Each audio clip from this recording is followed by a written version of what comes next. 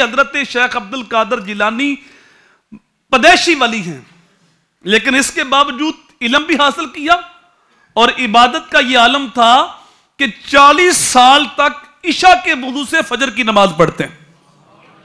یہ نہیں کہ میرا اتنا بلند مقام ہے اب میں نفلی عبادت کیوں کروں، 40 سال تک، اور ان میں 40 سالوں میں 15 سال ایسے بھی آئے کہ عشاء کے بعد 2 نفل کی نیت کرتے ہیں اور 2 نفلوں کے اندر پورا قرآن پاک ختم کر دیتے ہیں، اور یہ وظیفہ 1-2 دن نہیں رہا، 15 سال رہا۔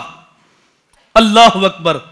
اور پھر آج تو جس کو 4 لوگ ماننے لگ جاتے ہیں وہ کہتے ہیں میں بڑا پہنچا ہوا ہوں، اور بعض تو بد نصیب کہتے ہیں میں نے نماز دل کی نیت لی ہے، اور کوئی کہتا ہے لوکاں دی 5 ویلے ساڈی ہر ویلے، مختلف بولیاں بولتے ہیں۔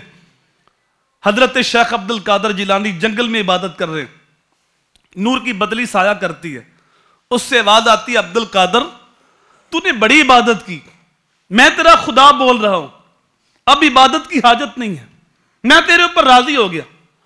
فوراً خیال آیا اگر نماز معاف ہوتی تو امام الانبیاء کو معاف ہوتی، نماز معاف ہوتی تو صدیق اکبر کو معاف ہوتی، نماز معاف ہوتی تو امام حسین کو معاف ہوتی، جنہوں نے برستے تیروں تلواروں کے اندر بھی نماز نہیں چھوڑی۔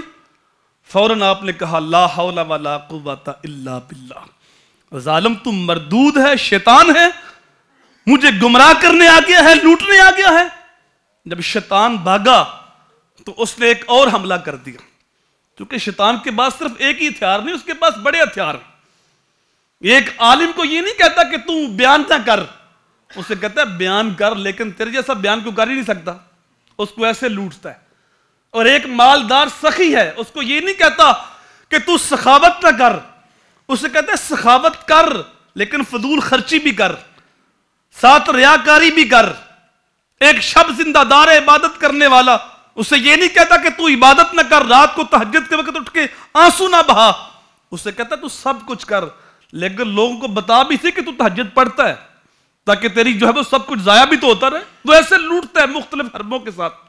جب شیطان بھاگا اس نے ایک اور وار کر دیا، کہا عبد القادر آج تیرے علم نے بچا لیا ہے، ورنہ اس مقام پہ پہنچے ہوئے میں 70 آدمی گمراہ کر چکا ہوں۔